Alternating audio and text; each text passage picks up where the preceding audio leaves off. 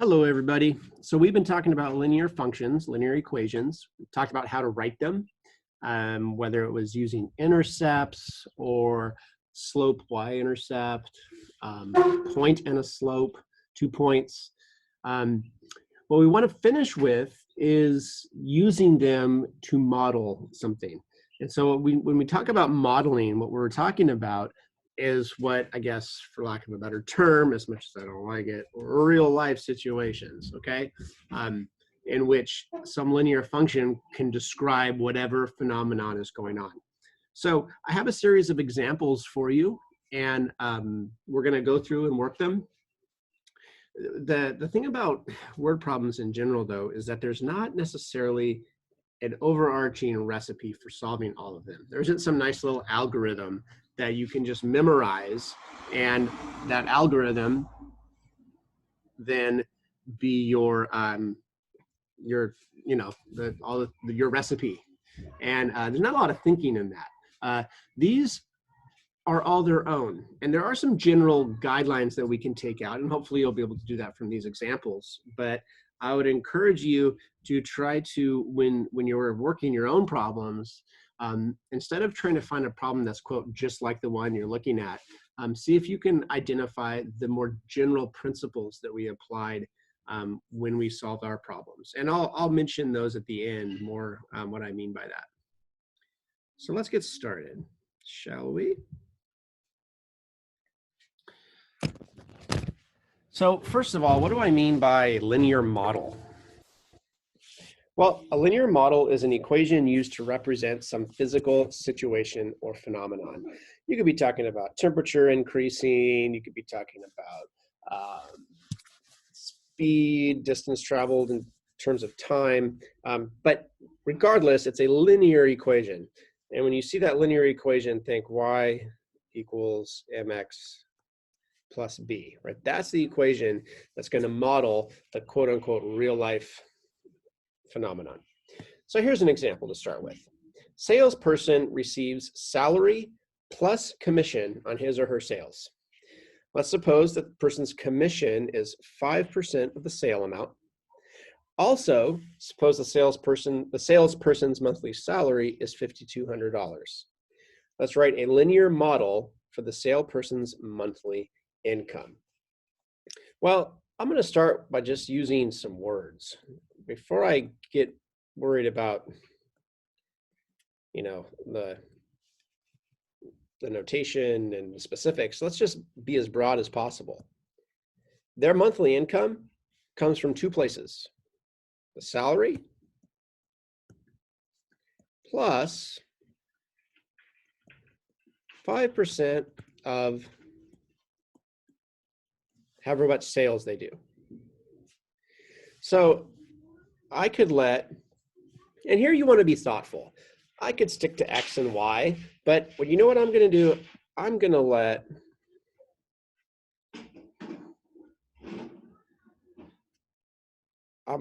P be their monthly income. P for paycheck, I guess. And I'm going to let X be the amount of sales in a month. Okay. And so their monthly income, P, is going to be their salary. Now, what's their salary? Well, it's given, right? It's that $5,200 plus 5% of the sales. Well, I'm calling sales X. How do you find 5% of a number? Well, that's just multiplying by 0.05. So there is an equation for the person's monthly salary. And so they could say, okay, well, if I need to make, $6,000 next month, how much do I have to do in sales? And they can go figure that out. Okay. All right.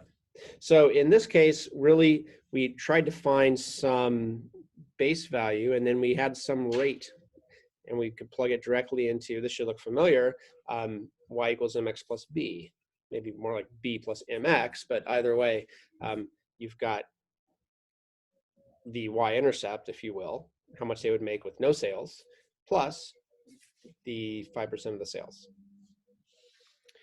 All right, car is sold for $16,000.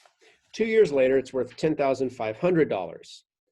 Assuming the car's value depreciates linearly, find a linear function given the value of the car in terms of time t. Well, what do I know?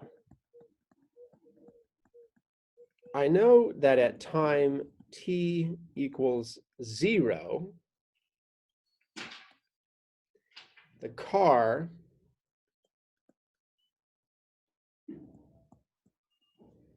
was worth 16, oops, I can't write, sorry guys, was worth $16,000. I also know that at time t equals 2, right, 2 years later, the car is worth $10,500. What I see here are 2 points.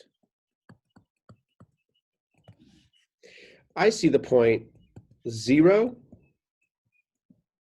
16,000, and I see the point 2, 10,500. Furthermore, this point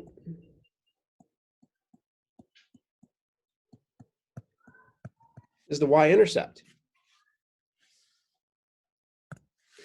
And so if I'm looking for y equals mx plus b, I've already got b.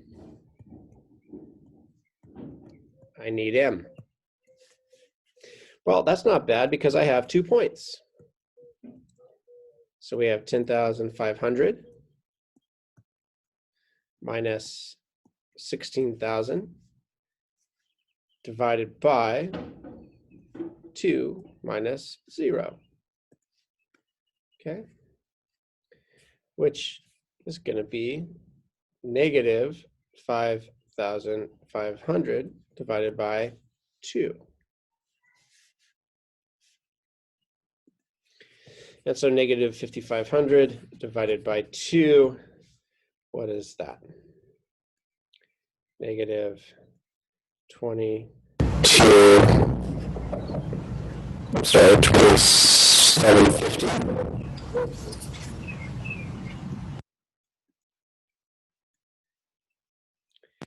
And so now I have everything I need to write the equation. The value of the car, V, is equal to negative 2750 T plus 16,000. Okay.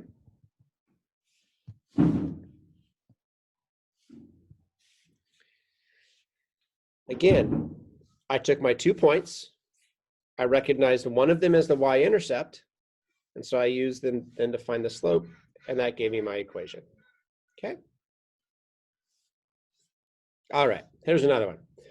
Person is running a marathon. The runner takes 85 minutes to reach the 10-mile mark and 119 minutes to reach the 14-mile mark. Find a linear function that models the runner's distance from the start as a function of time. And we're going to measure time in minutes. So again, I see 2 points, and I'm going to use my points in this way: time and distance. So my first point is 85 minutes. My distance is 10 miles. My second point is 119 minutes, 14 miles. Now notice neither one of these is the y-intercept. So first, I'm going to find the slope. Okay. And so the slope is going to be 14 minus 10 over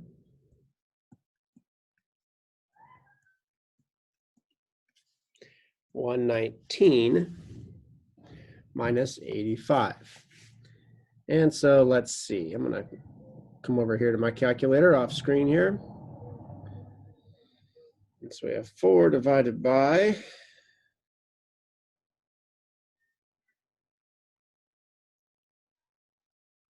approximately 0.1176. I rounded.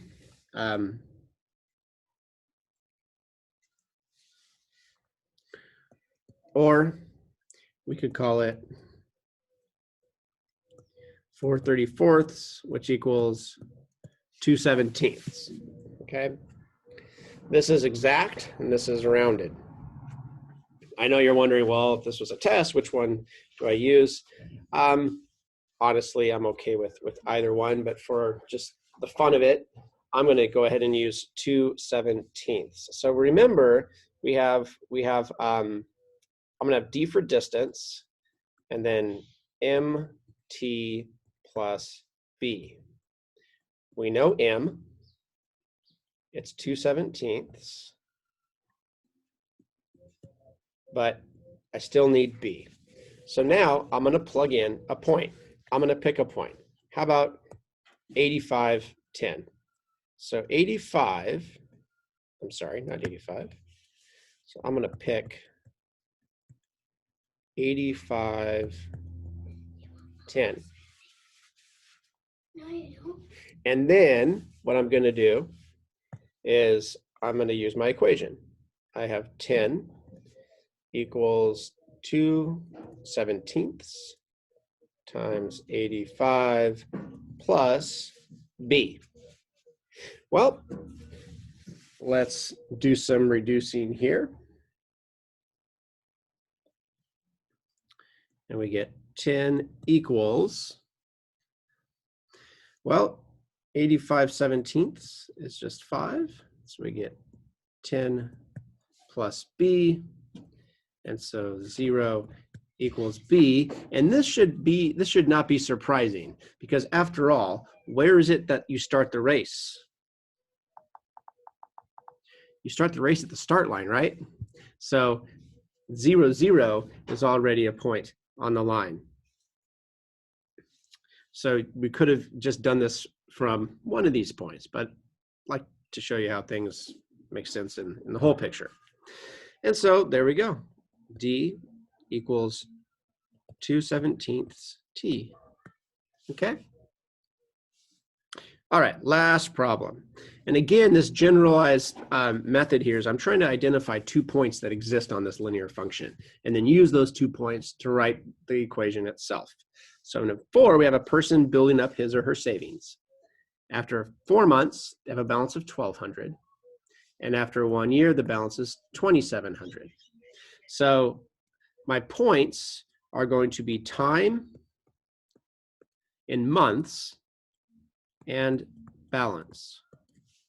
So I have the following 2 points. I have 4 $1,200, and I have, now be careful, this is 1 year, but we're in months, right? So I have 12 months, $2,700. Okay, well, we're going to play the same game, right?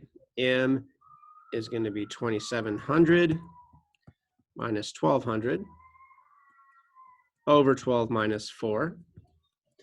And so 27 minus 12 is what, 15 over 8.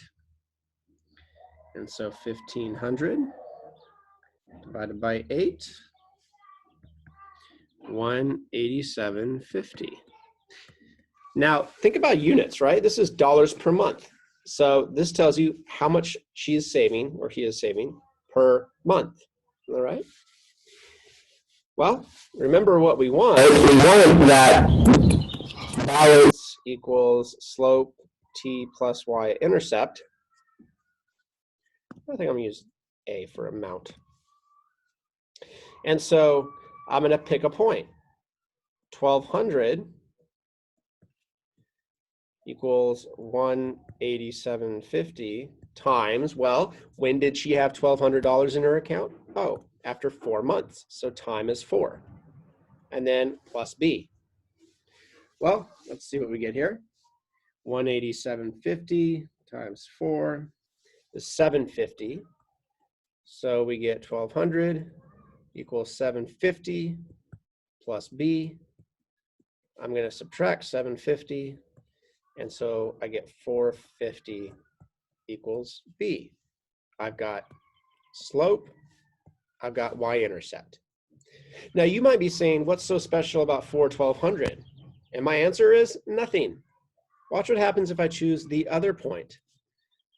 After how many months is there $2,700 in the account? Well, after 12 months. And so now, let's see, 187.50 times 12 is 2250. Subtract 2250 from both sides of this equation, and again, what do you get? 450. So it doesn't matter what point you pick, just pick one of them.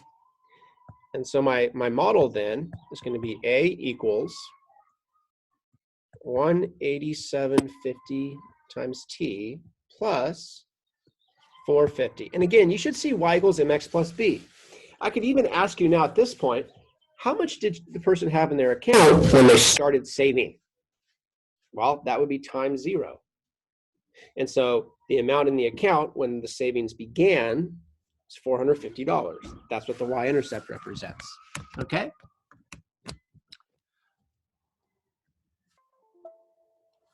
All right. So hopefully that gives you some tools. The general method we used was to identify 2 points essentially and use those 2 points to build the equation of the line. Unless, like in the first problem, we were given some rate. And then we know that when we're given a rate, the rate is essentially the slope. So there's some problems to work with. Again, this all presupposes some familiarity with writing equations of lines to begin with. So hopefully you've had some practice on that. And we will talk about this again soon. I will talk to you guys later. Bye-bye.